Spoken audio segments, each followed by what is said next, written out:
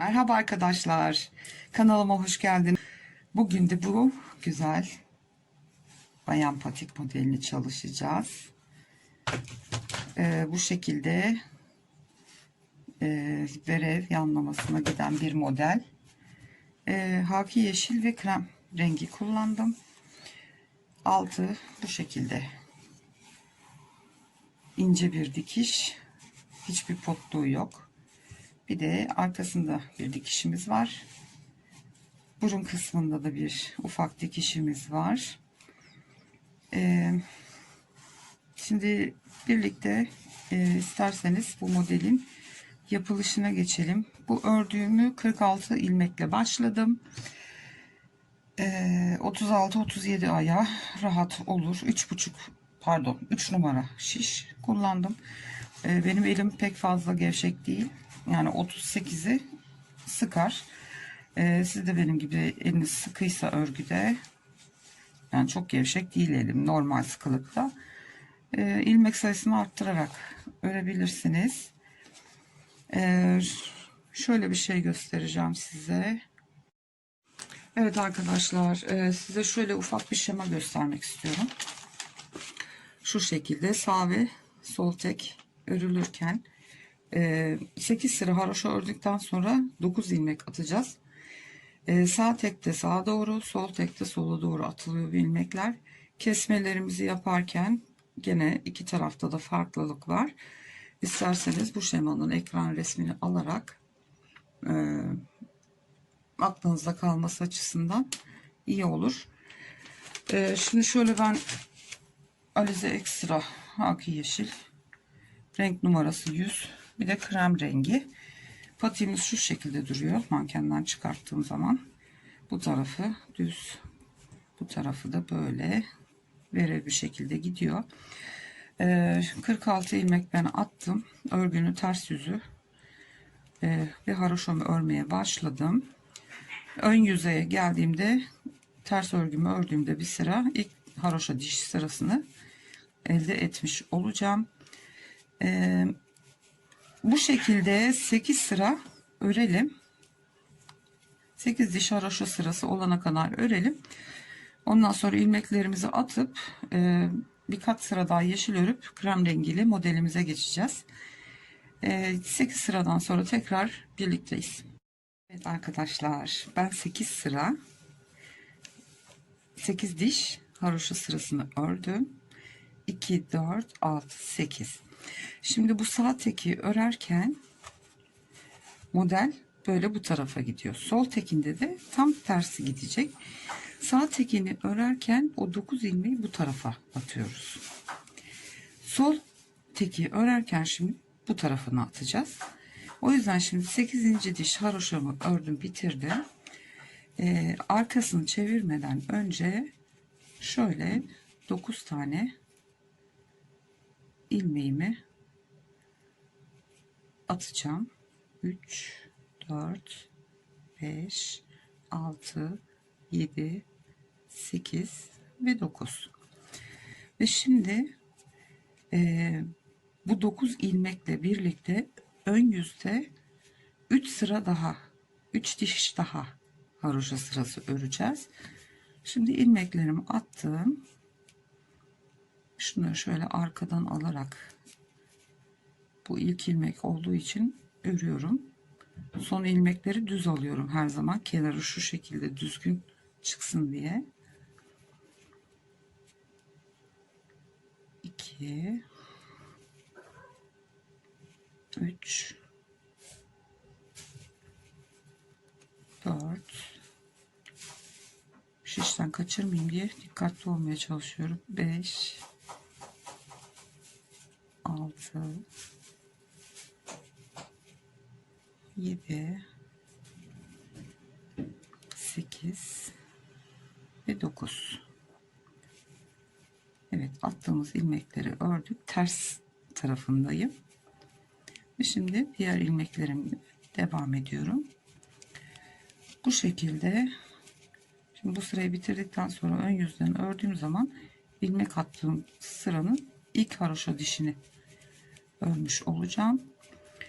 3 sıra daha, yani 8 11 toplamda ön yüzden saydığımızda 11 diş haroşa sırası olacak.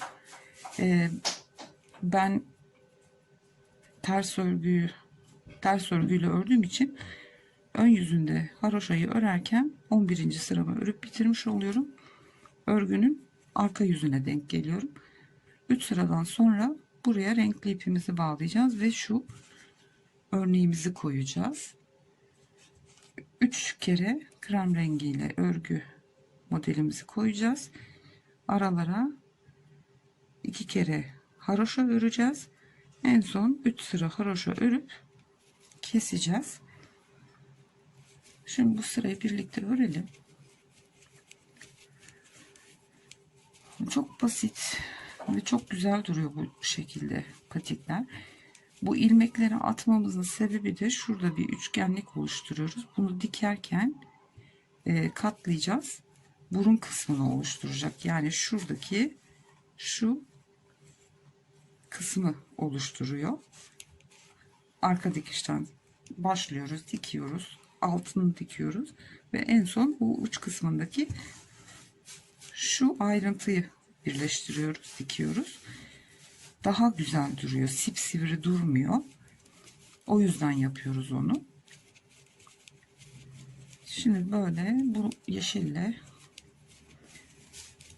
3 sıra daha, 3 diş haroşa daha öreceğim. Dediğim gibi bu sayılarla benim ilimle 36-37 numara tam oluyor. Daha büyük isterseniz 4 ilmek fazlasıyla başlayabilirsiniz. Daha küçüğünü isterseniz de 4'er ilmek azalta örebilirsiniz. Yani 3,5'la örülse belki 38 ayağı olur. Ama ben hani patikte çok böyle salaş örgüyü sevmiyorum. 3 numara tam geliyor benim elime. Evet, son ilmeğime geldim. Bunu düz olarak örüyorum. Şu kenar kısmı düzgün olsun diye. Çünkü dikerken şu içteki ilmekleri kullanarak dikeceğiz. Ve şimdi ilmek attığım sıranın ilk haroşa dişini örmüş oluyorum. Toplamda saydığımızda 9. sırayı örüyorum. 11 sıra olana kadar, 11 haroşa diş sırası olana kadar örelim. Ondan sonra geleceğim, krem rengiyle modelimizi uygulayacağız. Örgünün tersinden bağlayacağız diğer rengimizi. Düz örgü örenler ön yüze denk gelecek. Ön yüzden bağlayacaklar. Şimdi 11 diş olana kadar örelim haroşamızı. Sonra tekrar birlikteyiz. Evet arkadaşlar, ben 3 sıra daha ördüm. Şuradan görebilirsiniz. 1, 2, 3 sıra örmüş oldum. Yani toplamda şurada 11 diş haroşa sıramız var. Şimdi örgümün arka tarafındayım. Krem rengi ipimi bağladım. Şimdi krem rengiyle devam edeceğiz. Şöyle ilk renk geçişi yaptığımız için ilk ilmeği örüyorum. Ve yine aynen ters örgü örüyorum. Ön yüzde düz olması gerekiyor. Çünkü modeli düz örgüde kuracağız. Aralarda sadece yeşille 3 diş haroşamız olacak. Renk vermesi için o şekilde yaptım. Şimdi bu sırayı bir gidelim. Tekrar ön yüzden düz öreyim. Düz örenler düz gidip bir sıra ters örecekler. İpliği ön yüzde bağlayacaklar ki şu renk geçişi arka tarafta kalabilsin diye. Şimdi bir gideyim bir geleyim, örneği arka yüzde kuracağız çünkü o yüzden 2 sıra düz örgü örmemiz gerekiyor. Ters yüzünden ters öreceğim, ön yüzünden düz örgü öreceğim. 2 sıra düz ön yüzde düz örgümüz olmuş olacak. 3. sırada örneğimizi kuracağız. Evet arkadaşlar, 2 sıra krem ördüm. Bir kere tersten gittim, bir kere de ön yüzünden geldim. 2 sıra, bir sıra burada, bir sıra da şişimde 2 sıra düz örgümü örmüş oldum. Şimdi bu ipliği döndürdüm yukarı taşımak için aynı zamanda. Şimdi örgümüzün ters yüzünde örneğimizi kuruyoruz. İlk ilmeğimizi örmeden alıyorum. Ondan sonra 3 tane ilmeği birlikte alıyorum. Bir kere örüyorum. Bir kere doluyorum. Tekrar ilmeklerin içinden geçirip örüyorum. Yani 3 ilmekten 3 ilmek çıkartmış olduk. Arada bir tane örüyoruz. Tekrar 3 tane ilmeğimi şişe alıyorum. Doluyorum. Keser gibi. Ama şişten çıkartmıyorum. Bir doluyorum. Ve tekrar bir tane örüyorum. 3 oldu. Bir tane örüyorum. Üçünü topladım. Ördüm. 1. Doladım. 2. Tekrar ördüm. 3. Şişten ilmeklerimi çıkartıyorum. Araya bir tane ters örüyoruz. Yine üçünü topladım. Bir kere ördüm. Doladım. 2. Ördüm. 3. Araya bir tane ters. Bu şekilde ördüm. 1. Doladım. 2. Ördüm. 3.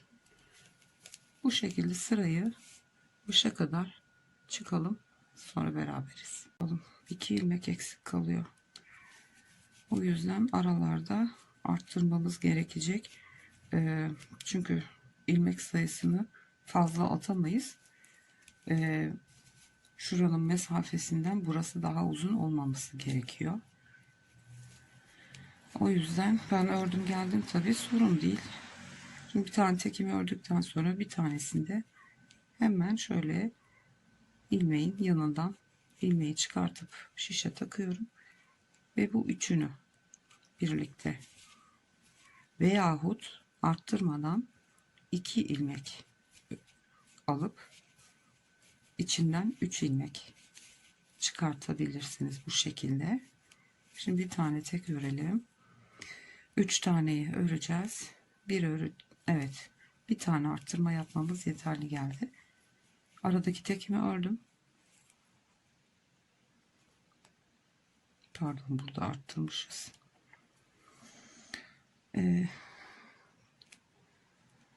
Bunu üçlü yapalım. 3 ilmeği aldım ve 3 ilmek çıkarttık içinden.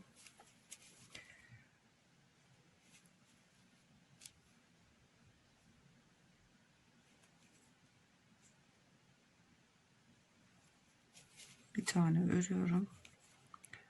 Tekrar 2 ilmek alarak 3 tane ilmek çıkartıyorum. Yani arttırmış olduk. Ay, son ilmeği düz örecektim. Bu şekilde ilmek arttırmamız gerekiyor. Fazlasını arttırırsak burası buradaki kısımdan uzun olmaması gerekiyor. O yüzden modeli uygularken arada arttırma yaptık. Şimdi ön yüzden bütün ilmeklerimizi düz olarak öreceğiz. İlmek çıkartmanıza gerek yok, dediğim gibi 2 ilmek alarak 3 ilmek çıkarttığınızda arttırmış oluyorsunuz. Bu sırayı komple düz öreceğiz. Ve düz örgüyü ördükten sonra modelimiz ortaya çıktı. Şöyle aralarında minik minik delikler de oluştu. Ajurlu gibi de duruyor. Şu şekilde. Sırayı örüp bitiriyoruz. Başa kadar geliyoruz ve yeşil rengimize geçip şöyle 3 diş haroşa öreceğiz. Tekrar kremle model koyacağız. Bir kere daha yeşil öreceğiz. 3 sıra 3 diş haroşa. Tekrar kremle model, yani 3 tane krem, arada 2 yeşil olacak ve en son tekrar 1 2 3 sıra haroşa diş öreceğiz ve patiğimiz bitecek. Şimdi 3 tane krem, 2 haroşamızı yapalım, arada yeşil. son kısımda tekrar birlikte olacağız. Evet arkadaşlar, şimdi 3 kere krem rengiyle şöyle modelimizi koydum. 3'er diş, 3 diş haroşa sırası 2 defa arasına koydum. Son şu bilek kısmındaki yer de 3 tane, 3 sıra, 3 diş haroşa sırası olacak. İkincisini ördüm.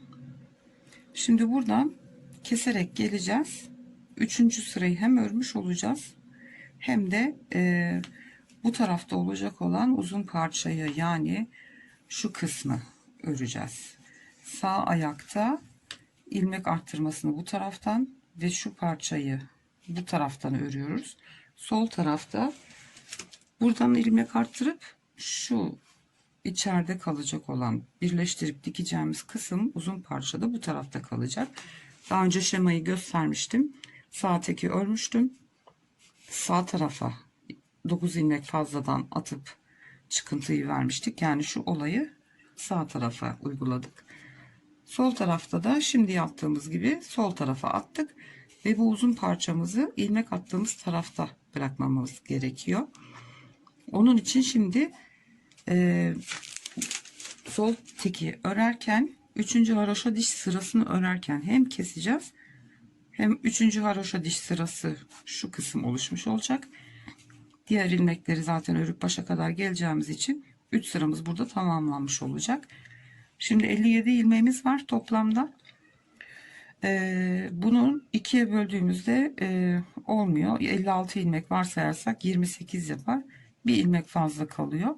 Onu da ister bu kestiğiniz yere bırakın, isterseniz öreceğimiz uzun parçaya ekleyin. Size kalmış.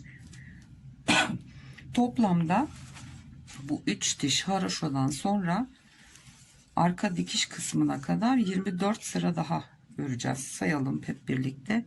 2, 4, 3 sıradan sonra sayıyorum. 2, 4, 6, 8, 10, 12, 14, 16, 18, 20, 22, 24. sırayı ördükten sonra kesiyoruz.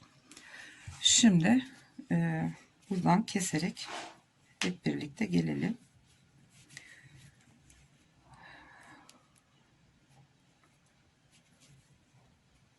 Şimdi tersten örer gibi keseceğim ki bir diş haroşa sırası oluşsun burada. Kendime doğru haroşa ördüğüm gibi ters örgü olarak kesiyorum. Bu şekilde ilmeği şişe geri atıyorum. Tekrar 2 ilmek alıp kesiyorum. Sol şişime aktarıyorum. Çok sıkmadan, çok da gevşek olmasın. Bu şekilde 28 tane ilmeği keseceğim.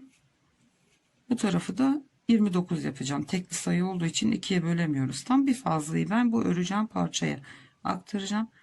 Şimdi 28 tane ilmeğimi kesip geliyorum. Evet. 28 tane ilmeğimi kestim. Bakın ben ters örer gibi haroşamı ördüğüm gibi kestiğim için bir diş daha haroşa oluşmuş oldu aynı zamanda. Yani şu kısmımızı kesmiş olduk. Bu sağ tekimiz bu tarafta kalıyor. Bu da diktiğimizde bu tarafta kalacak. Şimdi şişimde 29 ilmeği bıraktım ben. Krem rengi ipimi kestim zaten. Bunları içine saklayacağım. Kremle işimiz kalmadı artık. Şimdi bu kalan 29 ilmeği normal haroşa olarak örmeye devam edeceğiz. Şimdi burayı da örünce krem renginin üstündeki şu 3. sırayı tamamlamış oluyoruz. Bundan sonraki haroşaları 24 diş haroşa olana kadar öreceğiz. 24. dişi gene bu şekilde hem örüp hem keseceğiz. 23 diş örelim hep beraber. 24. diş haroşa sırasını yaparken hem örüp hem keseriz. Ondan sonra da dikimimizi yaparız. Evet, şimdi kalan 29 ilmeği yukarıya doğru git gel öreceğiz ve patiğimizin şu iç kısmında kalan kısmını örmüş oluyoruz. Şimdi bu tarafa geleceğim. Geri dönerken ki dördüncü, yani bunlarla birlikte dördüncü sıra ilk 23 sıra öreceğimizin ilk sırası olacak. Bunlarla birlikte 26 sıra şuradan itibaren saydığınızda 26 sıra olana kadar gidip gelip haroşamızı örelim. 27. sırayı örerken birlikte hem öreceğiz hem keseceğiz. Ondan sonra da patiğimizi dikip bitireceğiz Allah'ın izniyle. Şimdi yukarıya doğru şu uzun parçamızı bu şekilde haroşa örerek keselim.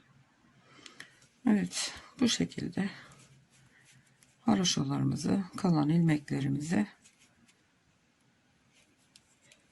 haroşa örmeye devam ederek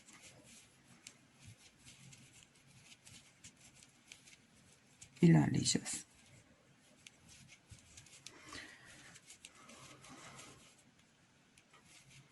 Hiçbir zorluğu yok. Gayet de zevkli örmesi. Çabucak da bitirirsiniz. Ay, mankende durduğundan çok daha güzel duruyor ayakta.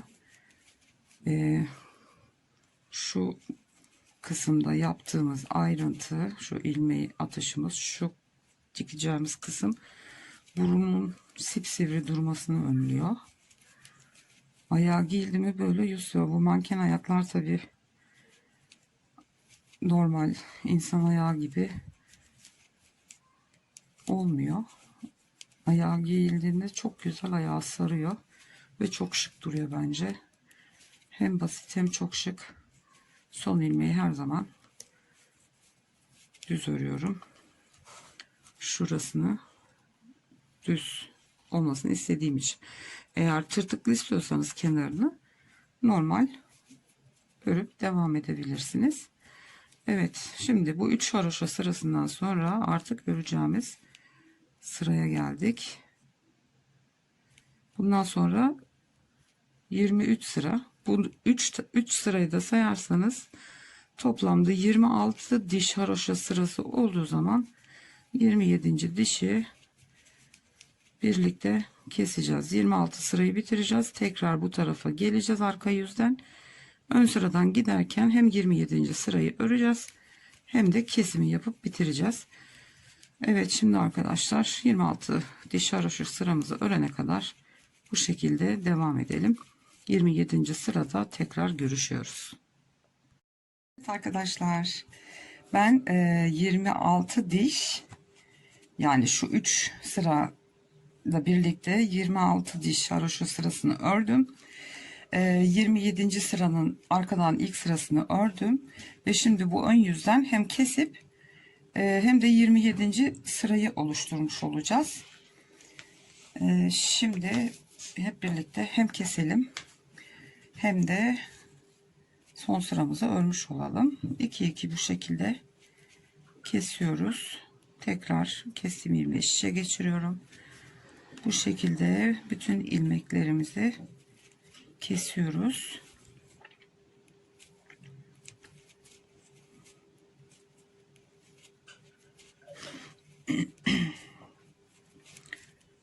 Keselim böyle bütün ilmeklerimizi. Ondan sonra tekrar dikim için bir araya geleceğiz. Evet, ilmekleri kestim. Son 27. haroşa diş sıramız burada oluştu. Gayet de güzel bir kesim oldu. Şimdi ipimizden birazcık uzunca bir ip bırakarak kesiyorum. Ve şurada gevşettiğim ilmeğimin içinden geçiriyorum ve düğümlemiş olacağız. Tersinde ipleri ben temizledim. Başlarkenki ipliği de içeride yürüttüm. Şimdi iğnemizi geçirelim ipimizi ve dikişimizi yapalım. Sol tekimizi de bitirmiş oluruz. Evet. Şimdi dikerken burası burun kısmı. Şu şekilde yüz kısmı içe bakacak şekilde. Bu haroşa sırasının uzunluğunu şuraya göre ayarlıyoruz örerken. Ben 27. sırada kesim tam denk geldiği için o şekilde ördüm. Şöyle şu şekilde. Şimdi karşılıklı şurası boğaz kısmımız, arkadan hatta şuradan keselim şu ipi. Düğüm atıp yukarıdan başlayalım. Bunu da buraya gizleyeceğiz. İsterseniz burun kısmından başlayabilirsiniz dikmeye. İsterseniz bilek kısmından. Ben buradan başlayacağım. Böyle burun kısmından bitireceğim. Şimdi düğümümüzü attık. Karşılıklı koyduk parçalarımızı. Bir dikmeye başlayalım. Şimdi ilk önce şu köşeleri şöyle bir birleştirelim. Bir kere daha geçeyim sıkılamış olmak için.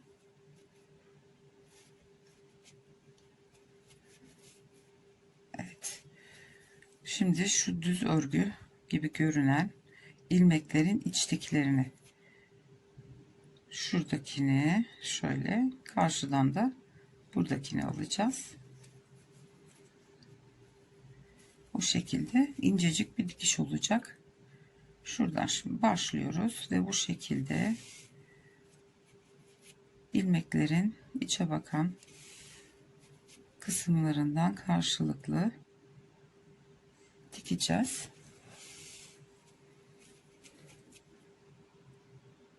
Ben hep böyle dikerim. Kalın dikiş olmasın, ayağı rahatsız etmesin diye içte kalan birer katlarını alıyorum ilmeklerin. Haraşo ise haraşonun kalın o tırtıklı dişlerinden birer kat alıp dikiyorum. Hiç belli belirsiz oluyor. Şurada da göstermiştim zaten. Bakın hiç incecik, tek katı dikildiği için ayağın altını kesinlikle rahatsız etmez. Şimdi şu krem renklerinden de şöyle karşılıklı birer birer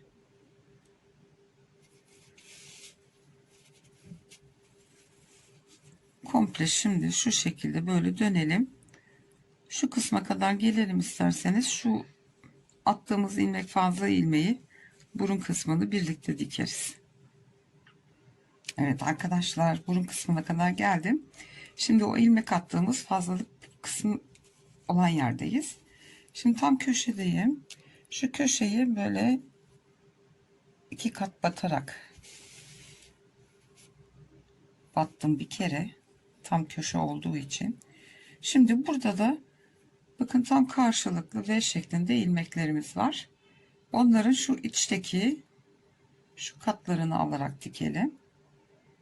İlkinden başlıyorum. Şöyle en köşedekinden bu şekilde burnunun ucunu da dikelim.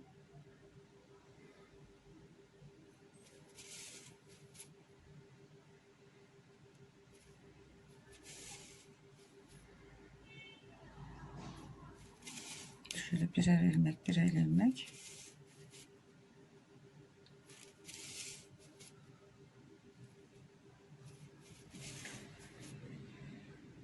Buradaki ilmekleri kaçırmayalım. Uçta delik kalmasın. Şöyle bir kere daha bir kere boğazından dolayayım şöyle. Ve bu ipin ucunu böyle yana doğru ilmeklerin arasından biraz yürütelim. Kesmeden önce.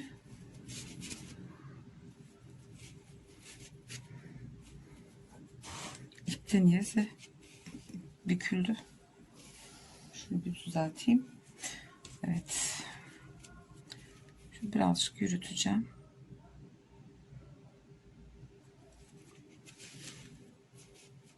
Şurada bir kere bir düğüm daha atayım. Sağlam olsun.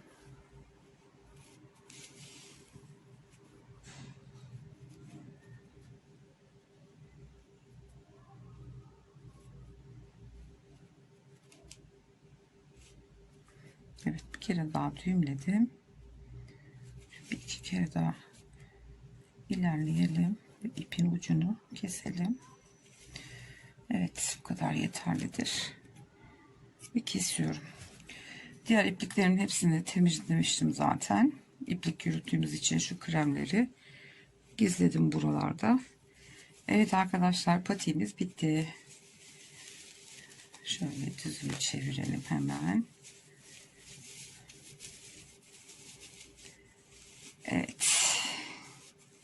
Şu şekilde görünüyor. İsterseniz siz kenarına oya da yapabilirsiniz. Evet, burası da şu diktiğimiz 9 ilmek attığımız kısım. Böyle durduğu zaman daha hoş oluyor. Sipsivri olmamış oluyor. Şimdi sol ayağımıza da giydirelim bunu.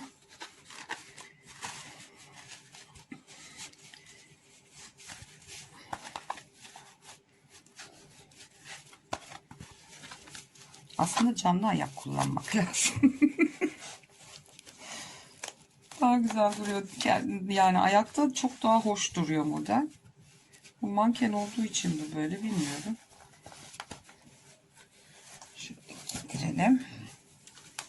Evet.